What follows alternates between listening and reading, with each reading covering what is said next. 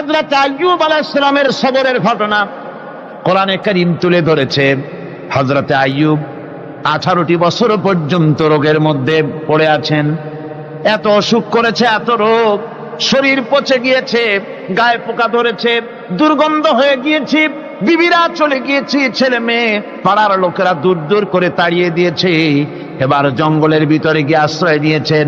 এমন অবস্থা হয়েছে, শরীর পচে পচে জিহ্বায় যখন পোকা ধরা শুরু করে দিল, হযরত আইয়ুব আলাইহিস সালাম তখন আল্লাহ রাব্বুল আলামিনের দরবারে এই প্রথমবারের মতো তিনি বললেন, রব্বুল আলামিন, হায় আল্লাহ তাআলা, সমস্ত শরীর জড়জড়া হয়ে গিয়েছে, গায়ে পোকা ধরেছে,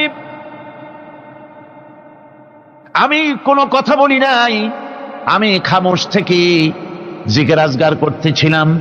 আয় আল্লাহ, এখন দেখি আমার জিহ্বায় পোকা ধরেছে, পোকা ধরা শুরু হয়েছে। আমার জিহ্বাটায় পোকা তুমি দয়া করে দিও না, কারণ আমার জিহ্বায় যদি পোকা হয়ে যায় তাহলে তোমার মতো আল্লাহর জিকির আমি কি দিয়া করব? আমার জিহ্বাটা তুমি দয়া করে ভালো রাখো। কোরআনে কারীম বলছি, ওয়া আইয়ুবা ইয নাদা রাব্বাহু আন্নী মাসসানিয়াদ দুররু ওয়া আনতা আরহামুর রাহিমিন। স্মরণ করো সেই সময়ের কথা যখন আইয়ুব তার রবকে ডেকে বলেছিল, আমি অসুস্থ আর তুমি তো রহমান রহিম, দয়াময়। ভাষাটা দেখেন কি সুন্দর। এর থেকে কি আল্লাহর আর কিছু বলা লাগে? আল্লাহ পাকের কাছে তিনি বলতেছেন, আল্লাহ আমি তো অসুস্থ, আমি তো অসুখ করেছে আমার, আর তুমি তো দয়াময় রহমান রহিম। এক অন্ধ, ঈদের দিন কত অন্ধই তো আছে খয়রাত করার জন্য, ভিক্ষা করার জন্য, চতুর্দিকে ভিক্ষা করতেছে অন্ধরা। এক অন্ধ ঈদের গেটের কাছে দাঁড়ায় বলতেছে, ভাইরা আজ হচ্ছে ঈদের দিন আর আমি কিছু দেখতে পাচ্ছি না। এ বেশি পয়সা পাইল, মানুষের দিন তার প্রতি আকৃষ্ট হয়ে গেছে। আরে কি কথা, আজ ঈদের দিন, সকলে আনন্দ করছে আর আমি কিছুই দেখতে পাচ্ছি না। সে কিন্তু কিছু চায় নাই। ভাষার ভিতরে, কথা বলার ভিতরে এ ধরনের টেকনিক আছে। হযরত আইয়ুব আলাইহিস সালাম বললেন না যে আল্লাহ আমারে মাফ করে দাও, কষ্টের মধ্যে আছি। তিনি শুধু বলেছেন, রব্বুল আলামিন, আমি অসুস্থ হয়ে পড়েছি, আমার অসুখ করেছে, আর তোমার নাম রহমান রহিম। এতটুকু কথা বলেছেন। আল্লাহ রাব্বুল আলামিনের দরজায়, তার দরবারে আইয়ুব আলাইহিস সালামের ডাক চলে গেছে। যায় নাই? কোন অসুবিধা আছে নাকি? কোন অসুবিধা নাই। পানির তলা দিয়া যদি কেউ ডাক দেয়, পাহাড়ের ভিতরে বসে যদি কেউ ডাক দেয়, আল্লাহ রাব্বুল আলামিন তা শুনতে পান। ইউনূস আলাইহিস সালাম মাছের পেটে বসে চিৎকার মেরেছিলেন, লা ইলাহা ইল্লা আনতা সুবহানাকা ইন্নী কুনতু মিনাজ জালিমিন। যিনি বলছিলেন, আয় আল্লাহ তাআলা, আমি তোমার প্রশংসা করছি, তুমি ছাড়া উপাস্য নাই, মাবুদ নাই।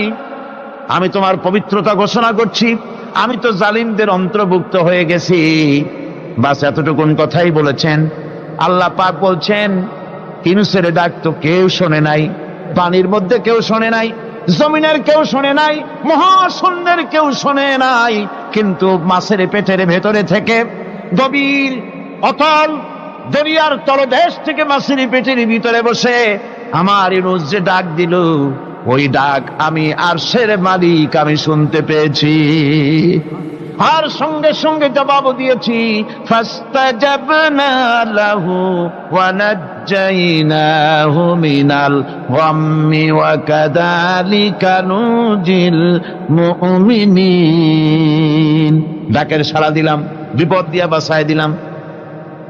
শুধু ইউনূসের না, আল্লাহ পাক এ জায়গায় আবার ওয়াদা করলেন, দুনিয়ার যত মুমিন বান্দা আছে তারা যদি কখনো বিপদে পড়ে যায় আর আমারে যদি ডাকে, আমি এইরকম করে বিপদ থেকে বাঁচাইয়া দেব।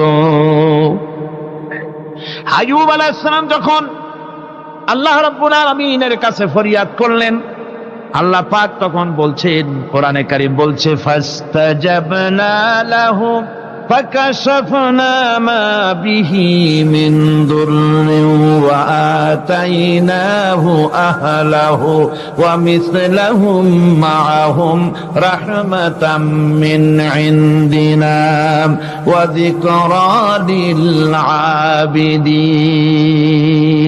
আমি আইয়ুবের দোয়া কবুল করে নিলাম, শুধু তার পরিবার বর্গই দিলাম না, বরং আরো কিছু নিয়ামত আমি তাকে দান করে দিলাম। এবং তাই জন্য যেহেতু তারা ছিল আমার অনুগত বান্দা, আমার বাধ্যগত, আমি এই জন্য রহম করেছি, সমস্ত রোগ শোক আমি মাফ করে দিয়েছি।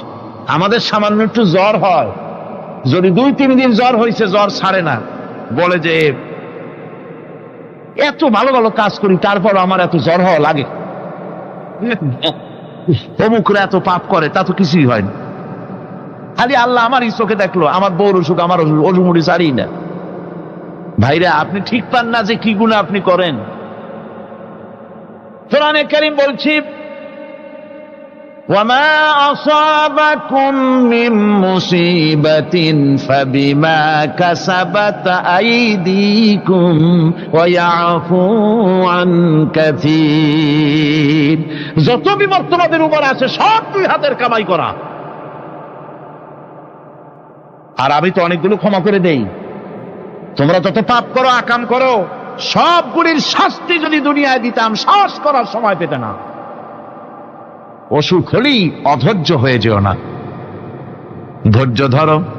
আল্লাহ পাক বলেন, শুধু আইয়ুব নয়, وإسماعيل وإدريس وذا الكفل كل من الصابرين। এইভাবে করে ইসমাইল, ইদ্রিস, জুলকিফল সবাই ছিল ধৈর্যশীল। জোরে বলেন সুবহানাল্লাহ। ধৈর্যের চরম পরাকাষ্ঠা ছিলেন তিনি। কোরআনে কারীম নবীদের এই কথাগুলি আমাদের শোনাচ্ছেন। হযরত ইয়াকুব আলাইহিস সালাম, কলিজার টুকরা সন্তান হযরত ইউসুফ আলাইহিস সালামের জন্য তার মনটা পাগল ছিল।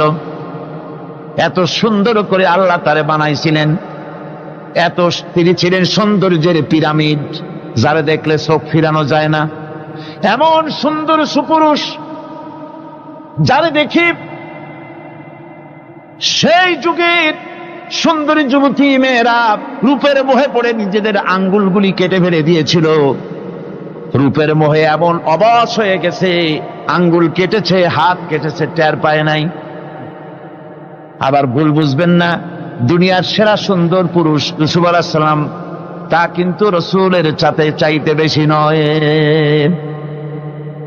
হযরত উম্মুল মুমিনিন আয়েশা রাদিয়াল্লাহু তাআলা আনহা তিনি বলেছেন, যেই সব সুন্দরী রমণীরা ইউসুফ আলাইহিস সালামকে দেখে রূপের মোহে পড়ে নিজেদের আঙ্গুলগুলো কেটে ফেলেছিল, ওরা যদি আমার হাবিবকে দেখতো, ওরা যদি আল্লাহ রাসূলকে দেখতো, তাহলে হাত কাটতে কাটতে কোন ফাঁকে যে কলিজা কেটে ফেলে দিত, ওরা টের পেত না।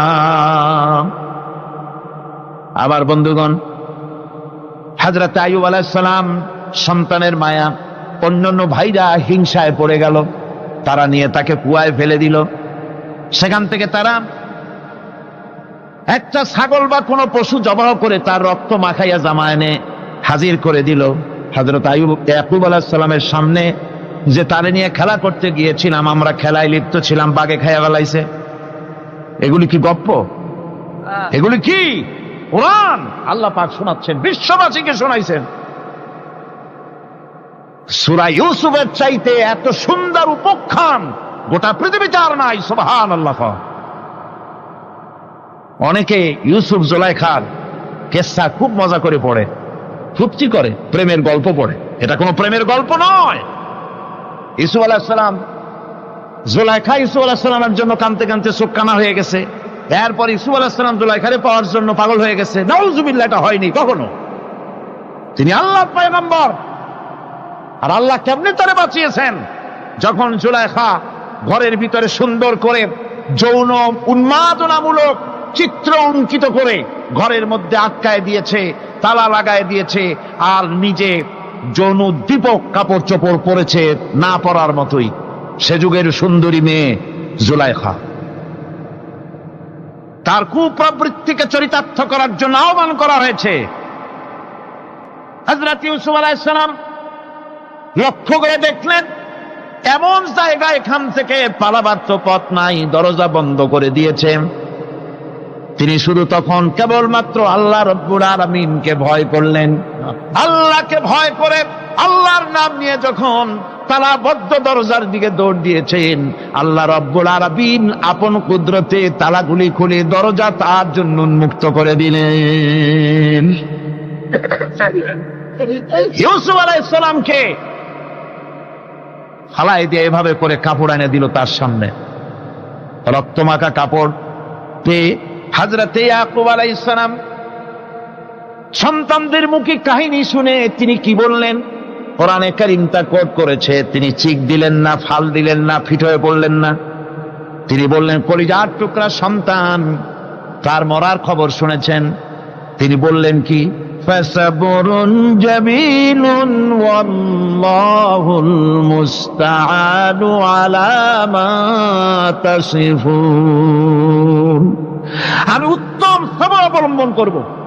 তোমরা যে কাহিনী রচনা করেছো এর বেলায় আমি আল্লাহর কাছে সাহায্য চাই, আমি উত্তম সবর অবলম্বন করব।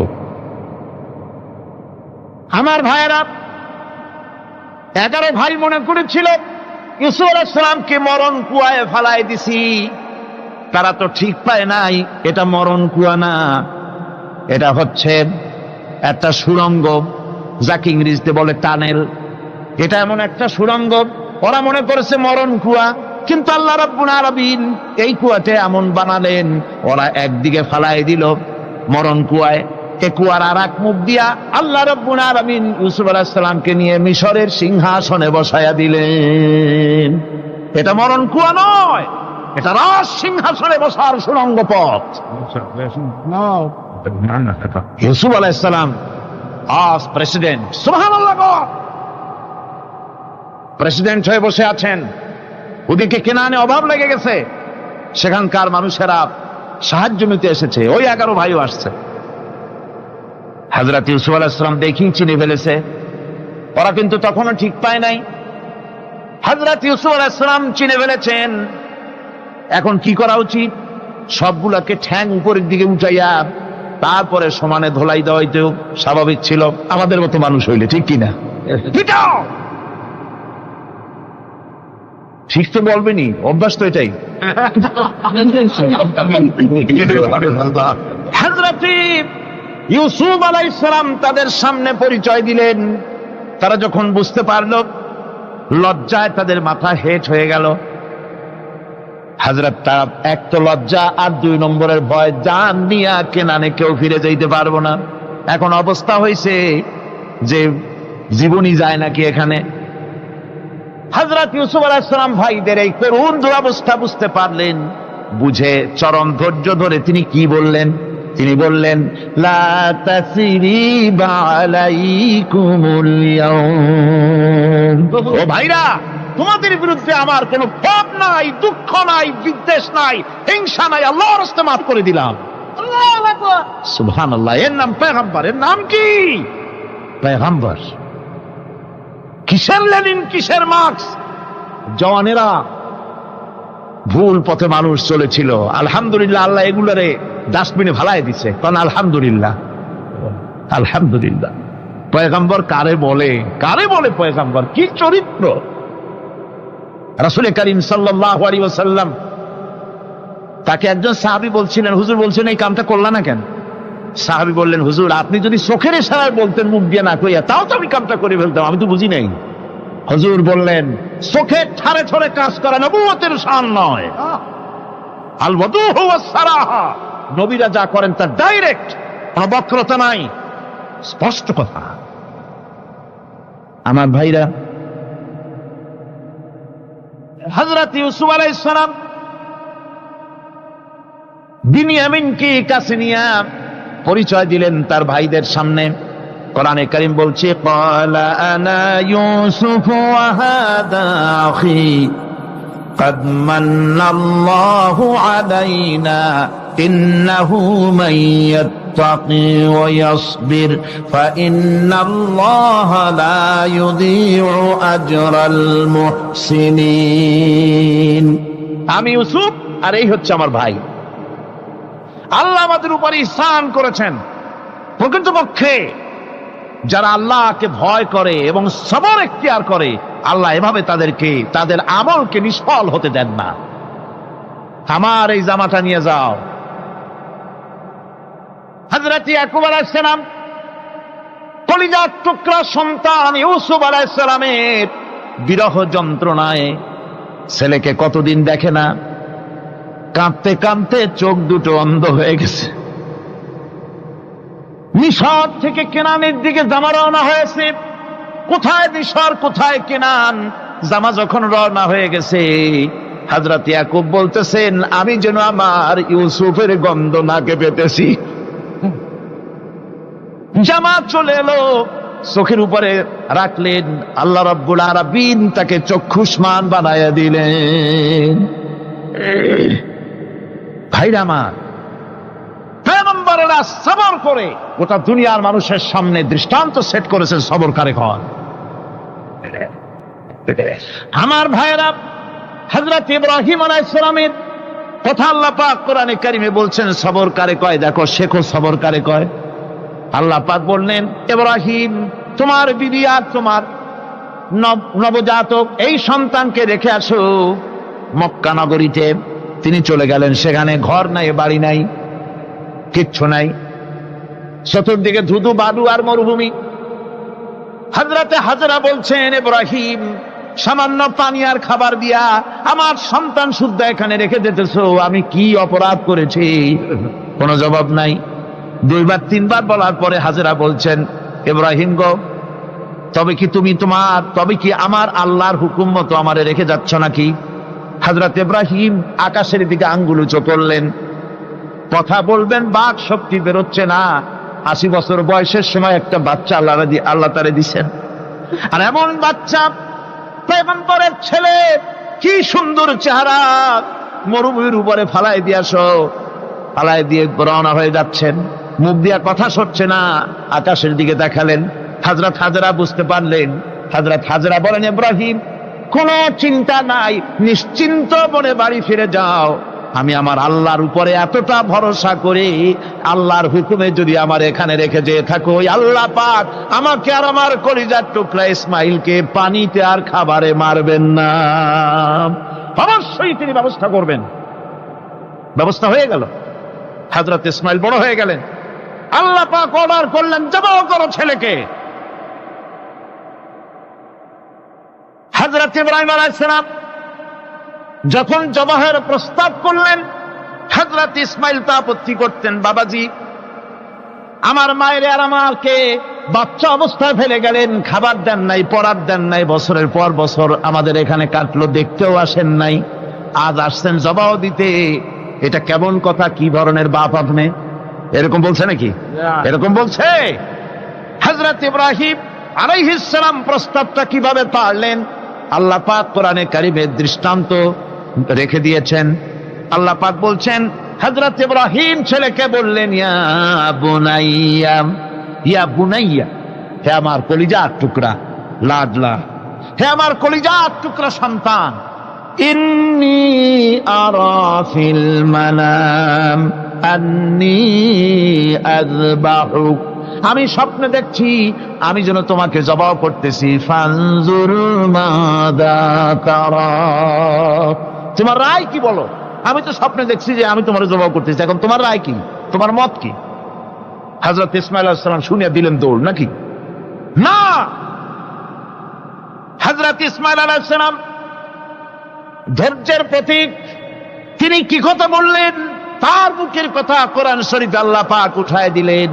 হযরত ইসমাঈল বললেন, ইয়া আবাতি ফাআল মা তু'মারু সাতাজিদুনি ইনশাআল্লাহু মিনাস সাবিরিন। হে আমার পিতা, আপনি যে ব্যাপারে আদিষ্ট হয়েছেন আপনি তা পালন করুন, অবশ্যই আমাকে ধৈর্যধারীদের মধ্যে পাওয়া যাবেন। সুবহানাল্লাহ। এক বর্ণনা এসেছে, হযরত ইসমাঈল বললেন, আব্বাজান, আমি ধৈর্যধারীদের ভিতরে আমারে পাবেন, তবে জবাহ করার আগে আমার হাত পাটা একটু বেঁধে নেন।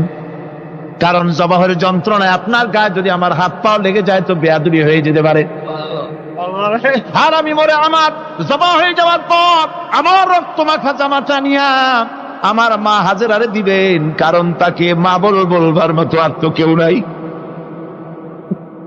হযরত ইব্রাহিম তাকে বাঁধবার জন্য প্রস্তুতি নিলেন।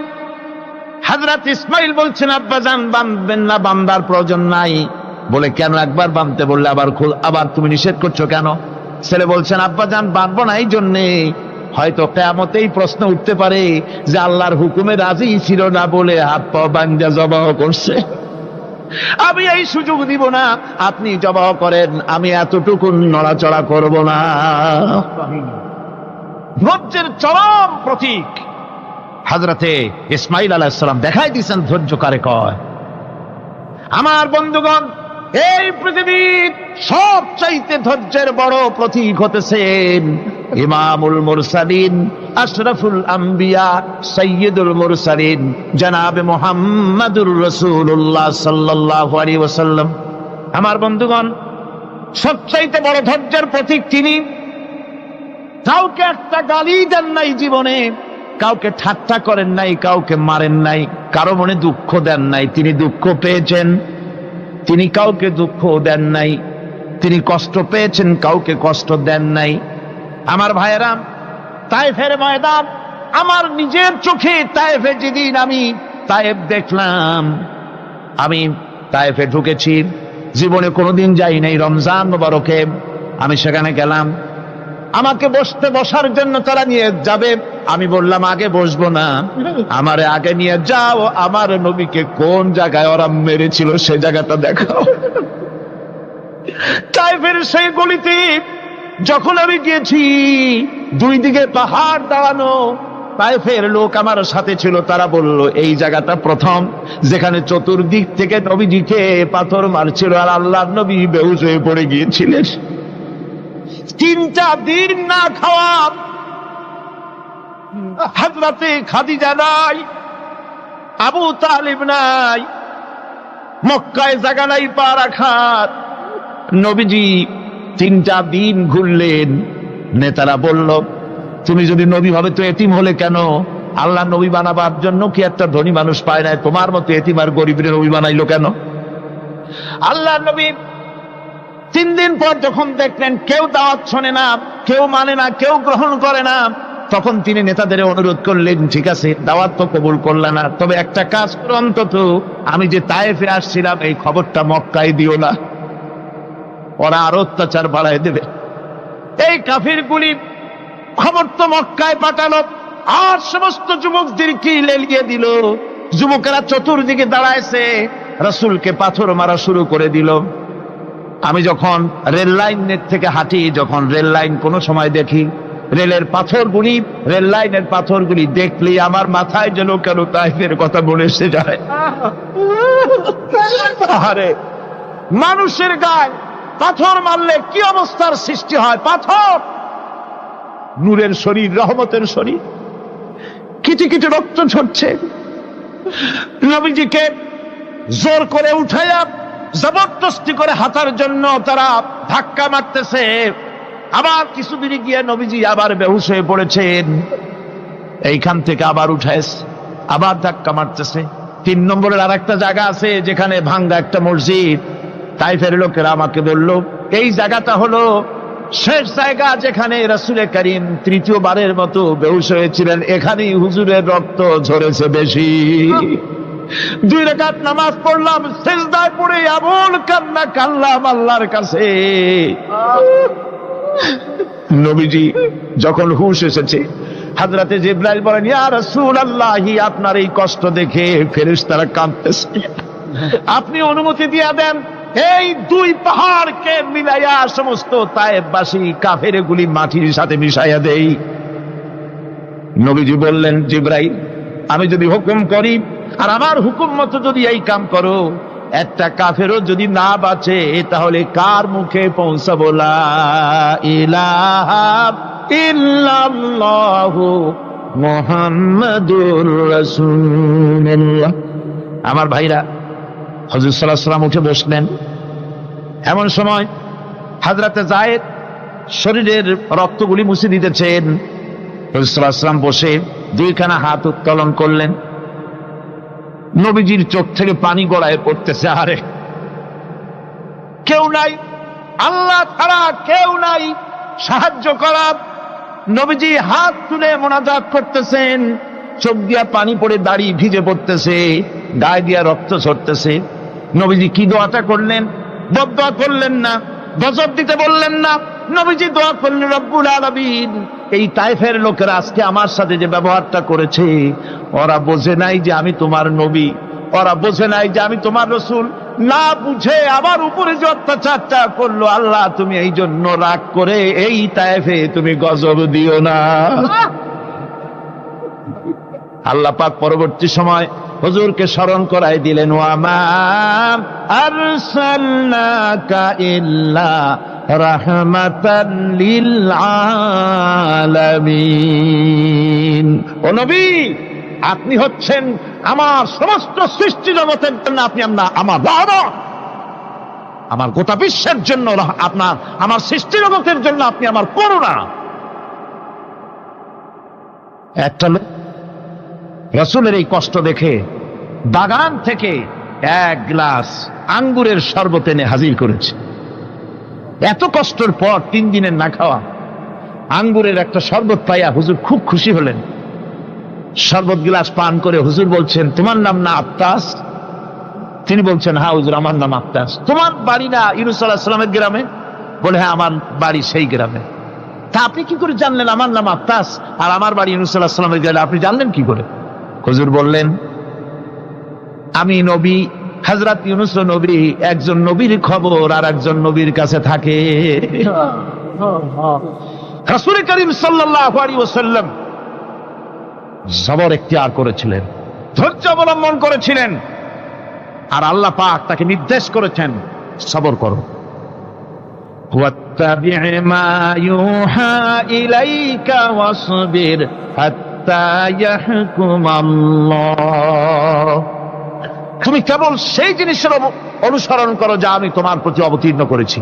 আমি আপনার উপরে যেটা অবতীর্ণ করেছি ওটার অনুসরণ করুন, আর সবর ইখতিয়ার করুন যতক্ষণ না আল্লাহর পক্ষ থেকে চূড়ান্ত ফয়সালা না আসে। ধৈর্য ধরুন, ধৈর্য ধরুন।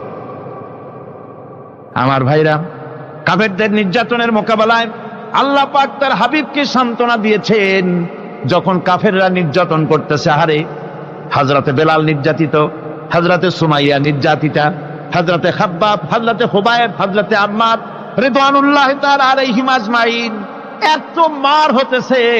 হযরতে ওমর হযরতে খাব্বাব রাদিয়াল্লাহু তাআলা আনহুকে খোলা গায়ে দেখে বলছিলেন, খাব্বাব রে, তোমার পিঠে এত গর্ত কেন? এত গর্তওয়ালা পিঠ তো আমি মানুষের দেখি নাই, এত চিকুন কোমরওয়ালা মানুষও তো দেখি নাই। তিনি বলেছেন, ওমর তুমি কি ভুলে গেছো? ইসলাম কবুল করার অপরাধী কাফির বেঈমানেরা আগুন জ্বালায়া আংটা আগুনের উপরে আমাকে চিৎ করে শোয়াছে। আমি যেন নড়াচড়া করতে না পারি সেজন্য আমার বুকের উপরে পাথর চাপা দিয়ে রেখেছিল। গায়ের চর্বি আর রক্ত গলে গলে পড়ে আগুন নিবেছে, আর আগুন গোশত পুড়ে যে পিঠের মধ্যে প্রবেশ করেছিল আজও পর্যন্ত পিঠের সেই গর্ত সেরে যায় নাই। এভাবে অত্যাচার হচ্ছিল সাহাবীদের উপর। আল্লাহ রাব্বুল আলামিন তার হাবিবকে সান্ত্বনা দিলেন, ওয়াসবির ওয়া মা সাবরুকা ইল্লা বিল্লাহি ওয়া লা তাহজান আলাইহিম ওয়া লা তাকু ফি যায়কিম মিম্মা ইয়ামকুরুন। হে রাসূল, সবরের সাথে কাজ করতে থাকুন। আপনার এই সবরের তৌফিক তো আল্লাহই দিয়েছেন, আর ওদের সমস্ত ষড়যন্ত্র, ওদের অপকৌশলে আপনি দুঃখিত হবেন না, চিন্তা করবেন না, ভারাক্রান্ত হবেন না।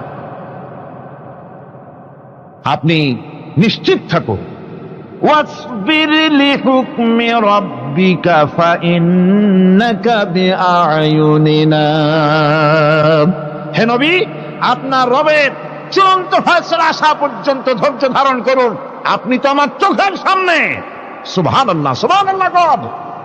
আপনি আমার চোখের সামনে, কে আপনাকে কি করবে আমি দেখবো না? সুবহানাল্লাহ। মন্ত্রী যদি, এই সলিমুদ্দিন মার্কা মন্ত্রী যত আছে, এই মন্ত্রীরা যদি ব্যথাতে ভয় কিসের? আমি তোকে দেখছি না? সাহসটা কেমন বাড়ে, কেমন বাড়ে সাহস! আরে কোনো মন্ত্রী ছাতা মাতা না, কোন প্রেসিডেন্ট রাজা বাদশা না, আকাশ আর জমিনের মালিক আমার আল্লাহ রাব্বুল আলামিন বলছেন, হাবিব কোনো চিন্তা নাই, আপনি আমার চোখের সামনে। ওরা চায় আপনাকে দুনিয়া থেকে মিটাই দিতে, আর আমি চাই ওয়ারাফানা লাকা যিকরাক, আপনার প্রশংসা তো হবে গোটা বিশ্ব জুড়ে, সর্বত্র ছড়িয়ে যাবে আপনার নাম। সুবহানাল্লাহি বিহামদিহি। আল্লাহ পাক অন্যত্র বলেছেন, ওয়ালাকাদ কুযযিবাত রুসুলুম মিন ক্বাবলিকা ফাসাবারু আলা মা কুযযিবু ওয়া উযু হাত্তা আতাহুম নাসরুনা। হে মুহাম্মদ সাল্লাল্লাহু আলাইহি ওয়াসাল্লাম, আপনার পূর্বে অসংখ্য নবী রাসূল এই পৃথিবীতে আসছে এবং জুলুম আর নির্যাতনের শিকার তারা হয়েছেন। অবশেষে তাদের প্রতি আল্লাহর সাহায্য এসেছে। সুতরাং আপনাকেও ধৈর্য ধারণ করতে হবে, ধৈর্য ছাড়া কোনো পথ নাই, ধৈর্য আপনাকে ধারণ করতেই হবে। আর এই ধৈর্য ধারণ করলে পরে আল্লাহর চূড়ান্ত ফয়সালা আসবে, তখন আল্লাহ পাক মেহেরবানি করবেন। আমার ভাইরা, এই ধৈর্য পৃথিবীর সমস্ত পয়গম্বররা ধৈর্য অবলম্বন করেছেন, কখনো অধৈর্য হন নাই। দিন কায়েমের সংগ্রামে নবী রাসূলগণ দারুণ ভাবে সবর ইখতিয়ার করেছেন। বৃদ্ধবাদীদের সকল রকমের নির্যাতন, অপকৌশল, ষড়যন্ত্র, এই সব কিছু মোকাবেলা করেছেন ধৈর্যের নীতি অবলম্বন করি। কখনো ধৈর্যচ্যুতি তাদের মধ্যে ঘটেনি, বরং আল্লাহ রাব্বুল আলামিন তাদের প্রতি সন্তুষ্ট হয়েছেন। যারা এই ধৈর্য ধরেছে তাদের উপরে সন্তুষ্ট হয়ে আল্লাহ রাব্বুল আলামিন বলেছেন, ওয়া কাআইয়্যিম মিন নাবিয়্যিন ক্বাতালা মাআহু রিব্বিয়ুন কাসীর। এর আগে অনেক নবী এসেছিলেন যাদের সাথে বহু আল্লাহওয়ালা লোক লড়াই করেছেন। فما وهنوا لما أصابهم في سبيل الله وما ضعفوا وما استكانوا। আল্লাহর পথে তাদের উপর যত বিপদ এসেছিল তারা হতাশ হয়ে পড়েন নাই, দুর্বলতা দেখাননি, বাতিলের সামনে মাথাও নত করেন। ওয়াল্লাহু ইউহিব্বুস সাবিরিন। আর আল্লাহ পাক ধৈর্যশীল যারা, তাদেরকে আল্লাহ পাক ভালোবাসেন। আমার ভাইরা, ধৈর্যের পরিচয় রাসূল করিম সাল্লাল্লাহু আলাইহি ওয়াসাল্লাম উহুদের ময়দানে যখন আক্রান্ত হয়ে গেলেন, চতুর্দিকে কাফেররা ঘিরে ধরেছে, বাঁচার কোনো পথ নাই। সাহাবায়ে কেরাম রাসূলকে পাহারা দিলেন। যারা রাসূলকে পাহারা দিতে দাঁড়ায়ছেন, জীবন দিয়া পাহারা দিতে দাঁড়ায় গেছে, রাসূলের দিকে মুখ দিয়া, পিঠটা বাইরের দিকে দিয়ে রাসূলকে পাহারা দেওয়া শুরু করেছেন। হুজুরকে পাহারা দিতে যারা দাঁড়িয়েছিলেন, কাফের কর্তৃক নিক্ষিপ্ত কি তীরগুলি এসে যখন বিঁধতেছিল, শুধু একজন সাহাবী হযরত তালহার পিঠের ভিতরে রাসূলকে হেফাজতের জন্য 80টা তীর একজনের পিঠের মধ্যে দিয়ে ঢুকেছে। এক অসতর্ক মুহূর্তে নবীজির দান্দান মোবারক শহীদ হয়ে গেল, শিরস্থান ভেঙে গেল, লোহার কড়া প্রবিষ্ট হয়ে গেল কপালের ভিতরে। হুজুর মাথা ঘুরে পড়ে গেলেন। হযরত আবু উবাইদা রাদিয়াল্লাহু তাআলা আনহু হুজুরের মস্তক মোবারককে কোলে করে নিয়ে তারপরে বহু কষ্ট করে মাথা থেকে লোহার কড়া বের করলেন। এবার ওই কড়ার ছিদ্র দিয়ে রক্ত আসতেছে, মুখ দিয়ে রক্ত পড়তেছে, দাড়ি ভিজে যাচ্ছে। বুখারী শরীফে এসেছে, আল্লাহর নবী দুইখানা হাত নিজের চেহারার উপরে মলে আনে টাটকা রক্ত চোখের সামনে দেখে বলছেন, আহারে, এই কওমের ফালাত কি করে হবে, এই কওমের মুক্তি কি করে হবে, এই কওমের নাজাত কি করে হবে, যে কওম তার নবীর চেহারা রক্ত দিয়ে লাল বানাইয়া দিল। নবীজি বললেন, আল্লাহুম্মা গফিরলি কওমি ফাইন্নাহুম লা ইয়ালামুন। আয় আল্লাহ পাক, আমার এই কওম বুঝতে পারে না, ওদেরকে মাফ করে দাও। খবর ছড়িয়ে গেল নবীজি শহীদ হয়ে গিয়েছেন। খবর ছড়িয়ে গেল চতুর্দিকে, মদিনায় খবর ছড়িয়ে গেল, মানুষ পাগলের মতো দৌড়ানো শুরু করে দিল। এক মেয়ে লোক দৌড়াচ্ছে ওহদের দিকে, কয়েকজন সাহাবীর সঙ্গে দেখা। তারা জিজ্ঞেস করলেন, দৌড়াও কেন মহিলা, যাও কই? কয় ওহদের দিকে যেতেছি। কয় যায় তো কোনো লাভ নাই, যেহেতু তোমার যে স্বামী এসেছিলেন জিহাদের ময়দানে তিনি তো শহীদ হয়ে গেছেন। মহিলা বলতেছে, কে শহীদ হয়েছে শুনতে চাই না, আগে বলো নবীজি কেমন আছে। আবার কিছুক্ষণ পর আর কয়েকজনের সঙ্গে দেখা। তারা বলছে, মেয়ে লোক দৌড়াও কই? যাচ্ছি ওহদের দিকে। তারা বলছেন যে কোনো লাভ নাই, তোমার যে দুইটা কলিজার টুকরা সন্তান ওহদে এসেছিল দুটোই শহীদ হয়ে গেছে। মা বলতেছে, ও সাহাবী, কে শহীদ হয়েছে শুনতে চাই না, তাড়াতাড়ি করে বলো আল্লাহর নবী মুহাম্মদ রাসূলুল্লাহ সাল্লাল্লাহু আলাইহি ওয়াসাল্লাম কেমন আছেন। দৌড়াতে দৌড়াতে ওহদের মাঠে সাহাবায়ে কেরাম পরিবেষ্টিত। আল্লাহর নবীর কাছে গিয়ে হুজুরের জীবিত চেহারা মুবারকের দিকে তাকায়া মেয়ে লোকটি কাঁদতেছে আর বলতেছে, ইয়া রাসূলুল্লাহ, আমার স্বামী মরা শোক, আমার কলিজার টুকরা দুইটা সন্তান মরা শোক আমার কলিজা থেকে মুছে গেছে, আপনি বেঁচে আছেন, তামাম মুসলমানদের এর চাইতে বড় সান্ত্বনা আর নাই। ভাইরা আমার, রাসূল করিম সাল্লাল্লাহু আলাইহি ওয়াসাল্লাম এভাবে করে ধৈর্যের পরিচয় দিয়েছেন। গালাগালি দেন নাই, রাগ করেন নাই, বদদোয়া করেন নাই। সুবহানাল্লাহ কোন, সুবহানাল্লাহ। ভাইরা আমার, এই সবর এমন মহান বৈশিষ্ট্য এর মধ্যে রয়েছে। জিহাদের ময়দানে যদি লোক কম হয় আর যদি তাদের মধ্যে সবর থাকে, বেশি সংখ্যক লোকের উপরে আল্লাহ পাক সবরকারীদেরকে বিজয়ী করে দিবেন। কোরআনে কারীমে রব্বুল আলামিন বলেন, কাম মিন ফিয়াতিন কালিলাতিন গালাবাত ফিআতান কাসীরাতাম বিইذনিল্লাহ ওয়াল্লাহু মা'আস সাবিরিন। এমন ঘটনার বহু নজির আছে যে কম সংখ্যক লোকেদের উপরে আল্লাহ পাক, বেশি সংখ্যক লোকেদের উপর আল্লাহ পাক কম সংখ্যক লোকদেরকে জয়ী করে দিয়েছেন। আল্লাহু মা'আস সাবিরিন, আর আল্লাহ আছে ধৈর্যশালীদের সাথে। আল্লাহ আছে কাদের সাথে? দেখেন না বদরের কামটা, বদরের ময়দান, 313 জন মুসলমান, অস্ত্রপাতি নাই, সামান্য সামান্য অস্ত্র, আর কাফেরেরা এসছে হাজারেরও বেশি। আমার বন্ধুগণ, ধৈর্যে কত বড় কাম দিল, ধৈর্য ধারণ করেছেন তারা, আল্লাহর উপরে ভরসা করেছেন। আল্লাহ রাব্বুল আলামিন অস্ত্রের কাজ কি দিয়া করায় দিলেন। একজন সাহাবী এসে বলছেন, হুজুর, জিহাদের ময়দান, ইসলামের প্রথম জিহাদ, আমার কাছে তো অস্ত্র নাই, মেহেরবানি করে একটা অস্ত্র আমারে দেন, আমি লাফায় পড়ি জিহাদের মধ্যে। হুজুর বলেন, অস্ত্র তো আমার কাছে নাই, দিবটা কি? সাহাবী বলছেন, হুজুর, অস্ত্র না থাকে যা পারেন তাই দেন, আপনার হাত দিয়ে যা দিবেন আমি দাঁড়ায় থাকতে পারবো না, জিহাদে আমাকে শরীক হতেই হবে। নবীজি কাছে পেলেন একখানা শুকনা খেজুরের ডালখানা তুলে সাহাবীর হাতে তুলে দিলেন। সাহাবী বলেন, রাসূলের হাতের দেওয়া শুকনা খেজুরের ডালটা নিয়ে আমি যখন কাফেরদের ভিড়ের মধ্যে ঝাঁপায় পড়ে যখন শুকনা খেজুরের ডাল দিয়ে আঘাত দিলাম, তখন ধারালো তরবারি দিয়ে আঘাত করলে যে কাম হয়, শুকনা খেজুরের ডালের আঘাতে কাফের দ্বিখণ্ডিত হয়ে জমিনে পড়ে গেল। ভাইরা আমার, আল্লাহ রাব্বুল আলামিন সবর যারা করে, সংখ্যায় যদি কম হয়, আল্লাহ পাক তাদেরকে বিজয়ী করে দেবেন, এই ওয়াদা আল্লাহ রাব্বুল আলামিন করেছেন। এই সবরের গুণ ছাড়া জান্নাতেও প্রবেশ করা যাবে না। সবর যদি না থাকে বেহেশতে যাওয়া যাবে না।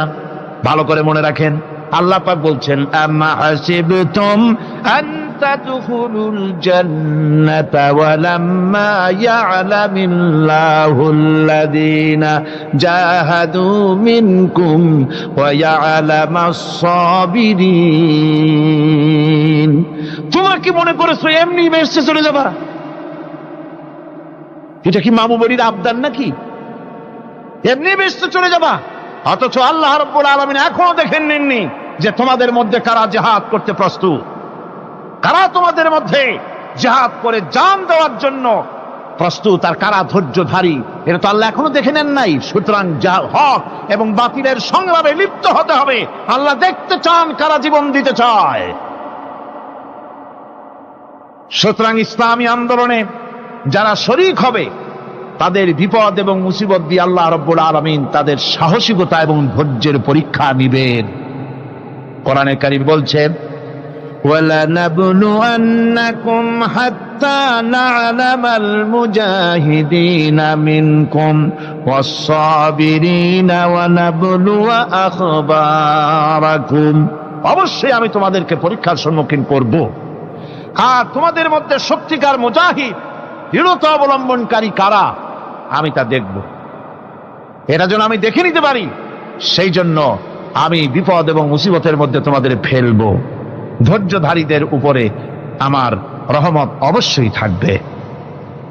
খবর এমন এক সম্পদ যা ধারণ করলে পরে আল্লাহ রাব্বুল আলামিন রাষ্ট্রীয় ক্ষমতা দান করে দেন। কোন সুবহানাল্লাহ, জোরে কোন সুবহানাল্লাহ। ধৈর্য ধারণ করলে আল্লাহ রাষ্ট্রের মতো বিরাট নিয়ামত আল্লাহ হাতে তুলে দিবেন। তার প্রমাণ কোরআন শরীফ আল্লাহ বলছেন, বনি ইসরাইলরা মিশর থেকে যখন বহিষ্কার হয়ে গেল, তাদের যখন পা রাখার কোনো জায়গা থাকলো না, বনি ইসরাইলরা মিশর থেকে যখন বহিষ্কার হয়ে গেল, এরপরে আল্লাহ পাক তারা যখন ধৈর্য অবলম্বন করলো, আল্লাহ পাক তাদের ব্যাপারে বলছেন, ওয়া আওরাসনাল কওমাল্লাযীনা কানু ইউস্তাদআফুনা মাশারিকাল আরদি ওয়া মাগারিবা আল্লাতী বারাকনা ফিহা। আর তাদের স্থলে আমি নির্যাতিত লোকদেরকে প্রতিষ্ঠিত করলাম। পশ্চিম এবং উত্তরের তাদেরকে আমি পশ্চিম এবং পূর্বের উত্তরাধিকারী তাদেরকে বানায় দিলাম। বিরাট এলাকা তাদের হাতে আমি তুলে দিলাম।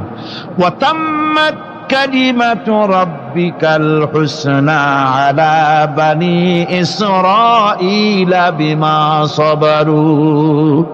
আর এভাবে করে আল্লাহ পাক তার কথাকে পূর্ণ করলেন বনি ইসরাইলদের উপরে সবর এখতিয়ার করার জন্য। ধৈর্য ধরার কারণে আল্লাহ পাক রাষ্ট্রের মালিক তাদের বানায় দিলেন। জোরে কোন সুবহানাল্লাহ।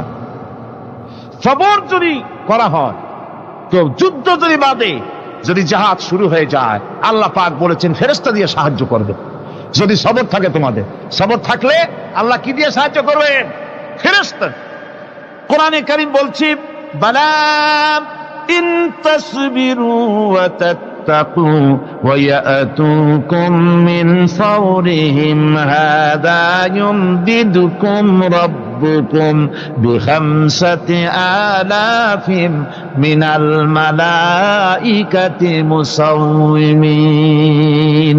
হ্যাঁ, তোমরা যদি ধৈর্য অবলম্বন করো আর আল্লাহকে ভয় করে চলো, তাহলে এক্ষুনি আল্লাহ রাব্বুল আলামিন তোমাদের জন্য কাতারে কাতারে শৃঙ্খলাবদ্ধ 10,000 ফেরেশতা দিয়ে তোমাদেরকে সাহায্য করবেন। সুবহানাল্লাহ। তোমাদেরকে ফেরেশতা দিয়ে সাহায্য করা হবে।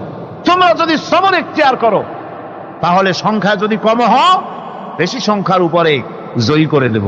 ইয়াকুম মিনকুম 20 সাবিরুনা ইয়াগলিবু মিয়াতাইন।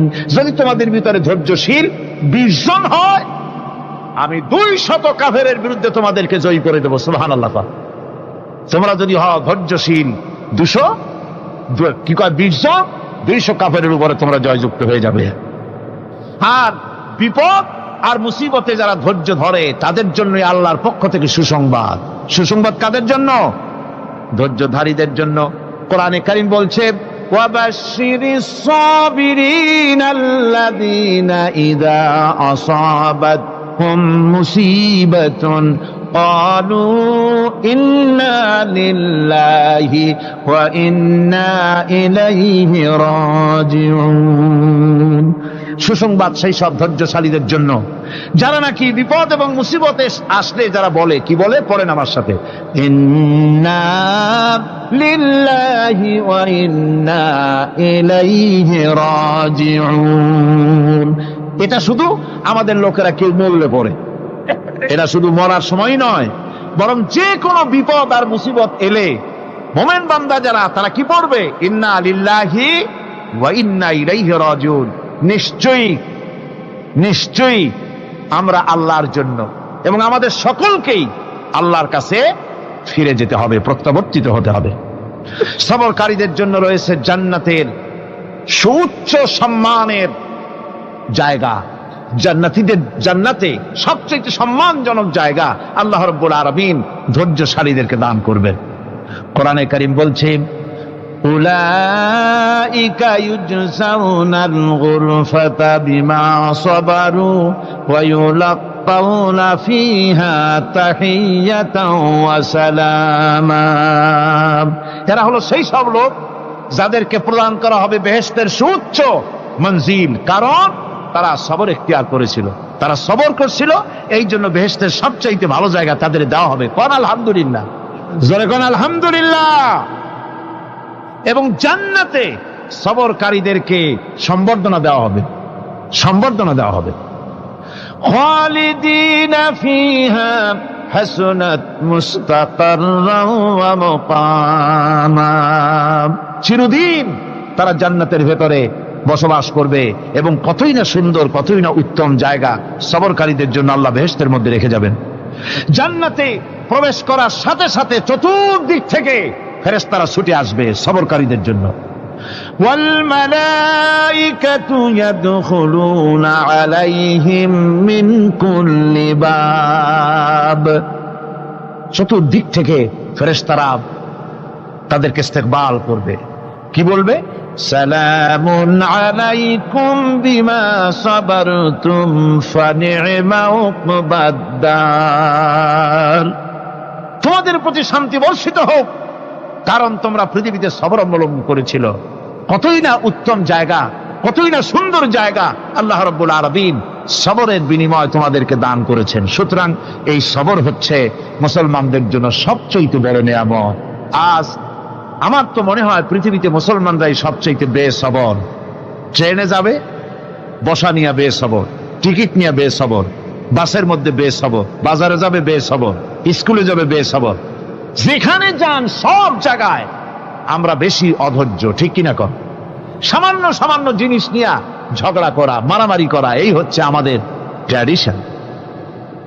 ধৈর্য অবলম্বন করতে হবে জীবনের সকল ক্ষেত্রে, এই ধৈর্য আমাদেরকে রক্ষা করতে হবে। এই ধরনের ধৈর্য যদি আমরা অবলম্বন করতে পারি, তাহলে আল্লাহ পাক বলছেন, উলাইকাল্লাযীনা সাদাকু ওয়া উলাইকা হুমুল মুত্তাকুন। এরাই হলো ঈমানের দাবিতে সত্যবাদী। কোন আলহামদুলিল্লাহ। কারা কারা? না না, শুধু সবরকারী না, এই যে 10টা পয়েন্ট বলা হলো, কয়টা পয়েন্ট বলা হয়েছে? 10টি পয়েন্ট। সেই 10টি পয়েন্ট যারা পালন করবে এরা হলো ঈমানের দাবিতে সত্যবাদী, আর এরাই হচ্ছে প্রকৃতপক্ষের মুত্তাকি। আমরা মুত্তাকি বুঝি দাঁতে ছাতা, দাড়ি টাড়ি আশ্রয় না, জাব্বা জুব্বা গায়ে দিয়ে কোনো জায়গায় পড়ে থাকে, হ্যাঁ, এটা বড় মুত্তাকি, খুব পরহেজগার। সালার চট্টর যদি পরে তাহলে তো আরো বড় পরহেজগার। জি, আর যদি কাপড় চোপড় মোটেও না থাকে তাহলে তো খাজা বাবা হয়ে গেল। জি, নাউযুবিল্লাহি মিন যালিক। আর আল্লাহ বলছে মুত্তাকি কারে কয়? শোনো, এরে কয় মুত্তাকি যাদের মধ্যে এই 10টা গুণ আছে। এই 10টি সত্য যদি সম্পাদন করতে পারি, যদি আমল করতে পারি, জীবন ধন্য হয়ে যাবে। সেই 10টি কথা আমি আবার আপনাদের স্মরণ পটে তুলে দিতে চাই, প্যাকেট করে পকেটে উঠাই দিতে চাই, যেন বাড়ি নিয়ে যেতে পারেন। 1 নম্বর হচ্ছে 10টি পয়েন্টের 1 নম্বর আল্লাহর প্রতি ঈমান।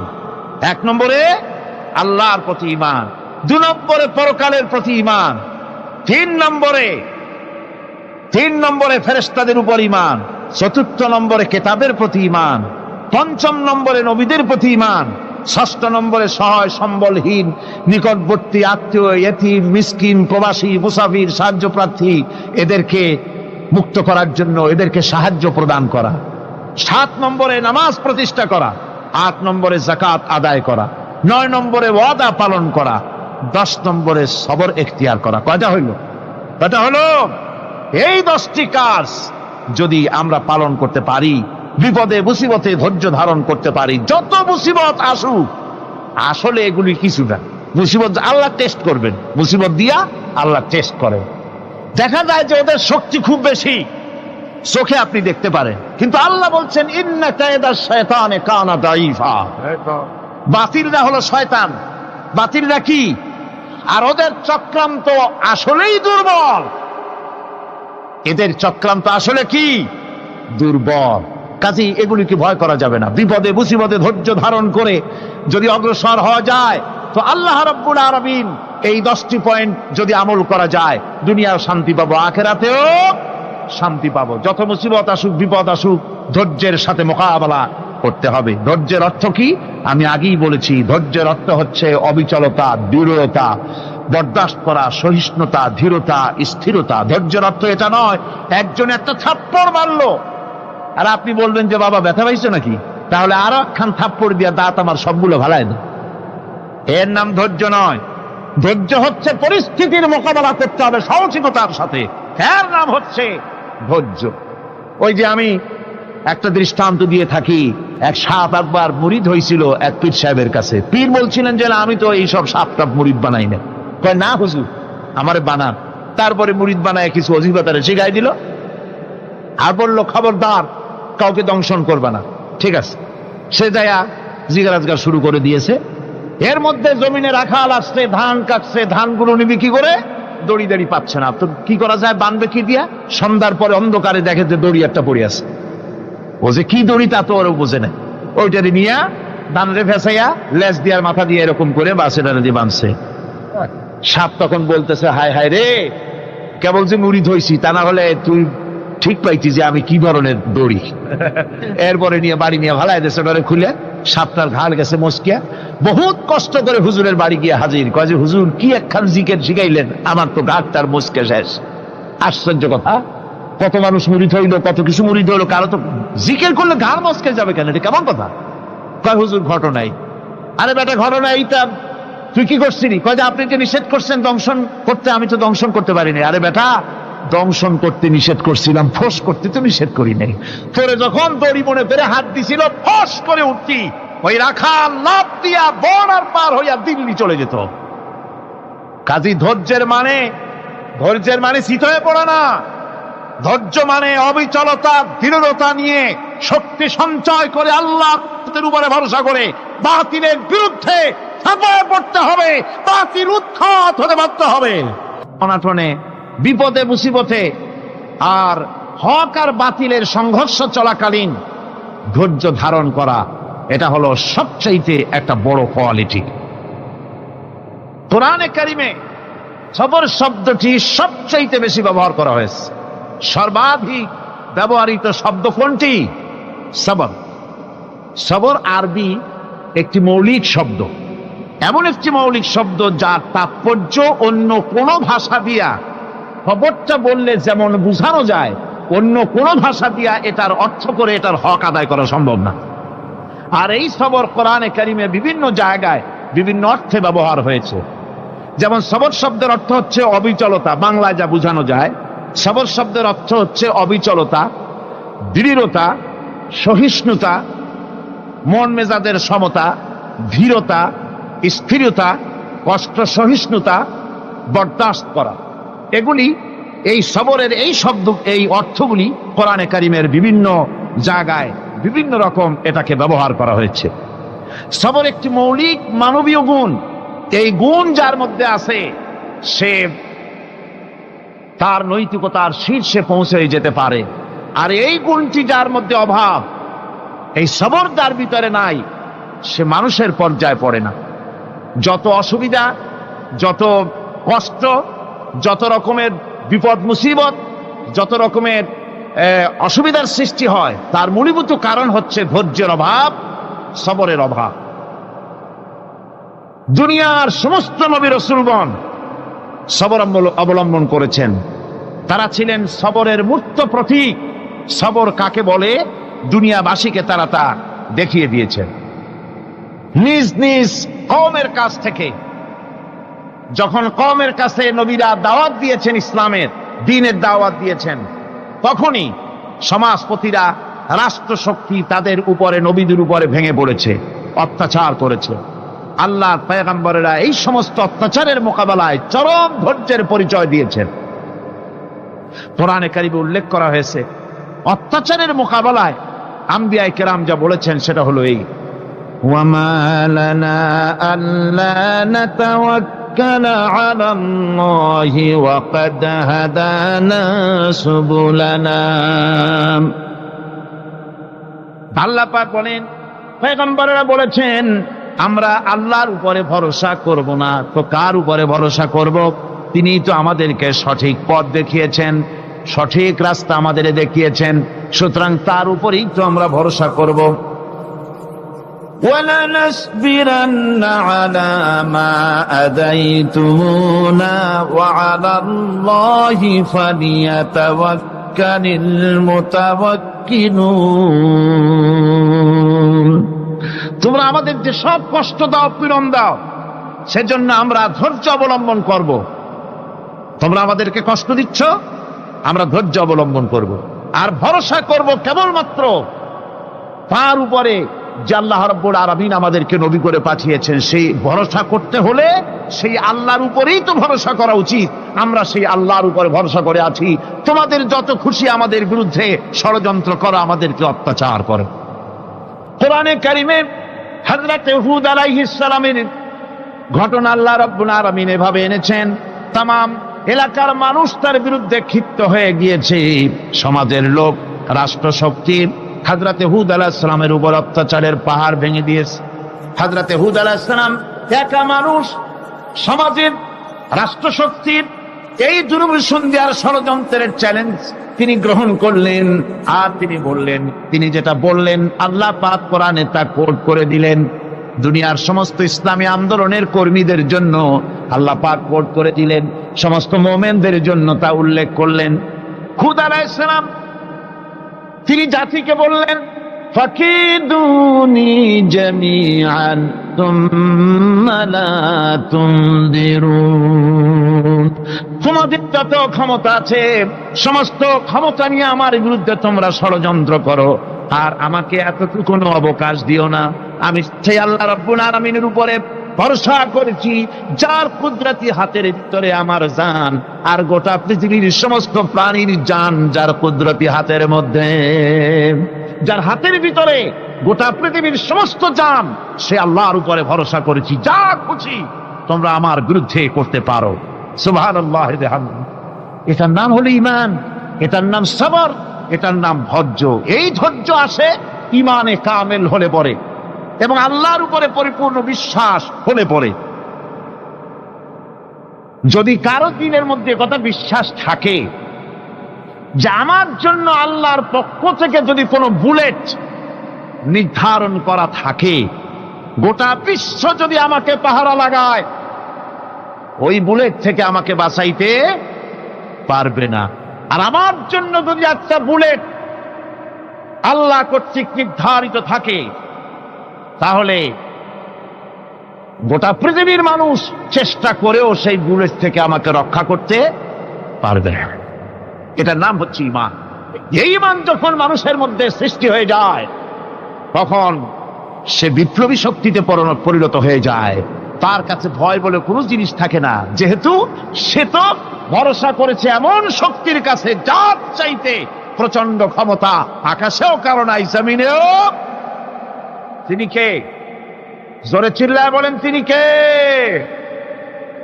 আমার বন্ধুগণ, রাসূল করিম সাল্লাল্লাহু আলাইহি ওয়াসাল্লাম